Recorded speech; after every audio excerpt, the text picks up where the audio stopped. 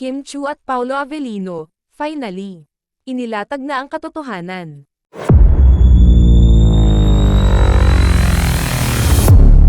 Si Kim Chu ay lubos na ipinagmamalaki na si Paolo Avellino ay matagal na niyang pangarap maging kasama. Isang nakatutuwang pahayag ang ibinahagi ni Kim Chu nang sila ay maimbitahan sa isang eksklusibong panayam para sa isang photoshoot. Ayon kay Kim Chu, pabiro niyang sinabi na matagal na niyang pinangarap na makatrabaho si Paolo Avellino. Inamin rin ni Kim na hindi sila nagkakailangan ni Paolo at palaging nagtitext pa sila. Naitanong ng isang reporter kay Paolo Avellino kung dati pa niyang pinag-uusapan si Kim Chu. Sinagot ng aktor na totoo ang mga lumalabas na balita na kilala na niya si Kim Chu noon pa at alam ng lahat na kung tanungin siya noon kung sino ang gusto niyang maging kapartner sa isang proyekto, lagi niyang isinasagot si Kim Chu. Ang pagtatapat ni Kim Chu tungkol sa kanyang pangarap na makatrabaho si Paolo Avellino ay nagpapakita ng kanyang matagal ng pangarap at paghanga sa aktor.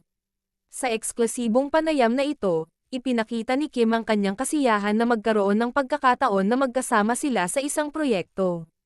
Dagdag pa ni Kim, bihirang mangyari na maimbitahan sila pareho ni Paolo sa isang eksklusibong pagkakataon, kaya talagang espesyal at pinapahalagahan niya ang kanilang samahan sa industriya. Ang kanilang magandang samahan at pagiging magkaibigan ay tila hindi na mapipigilan at patuloy na lumalago. Bukod sa kanyang pagkakaibigan kay Paolo, ipinahayag din ni Kim ang kanilang professional na ugnayan. Hindi lamang sila nagkakailangan sa trabaho kundi patuloy din ang kanilang pakikipag-ugnayan sa pamamagitan ng pagpapadala ng mga mensahe sa isa't isa. Sa kabilang banda, naging bukas din si Paolo Avellino tungkol sa kanyang paghanga kay Kim Chu. Matagal na raw niyang kilala si Kim Chu at noon pa man ay alam na ng lahat kung sino ang nasa kanyang listahan ng mga gusto niyang makatrabaho. Laging nasa isipan ni Paolo si Kim bilang isang potensyal na kasama sa anumang proyekto dahil sa kanyang natatanging kakayahan at talento sa larangan ng pag-arte. Ang kanilang pagtatagpo sa mga proyektong pang-entertainment ay patunay na ang kanilang pangarap na makatrabaho ang isa't isa ay natupad.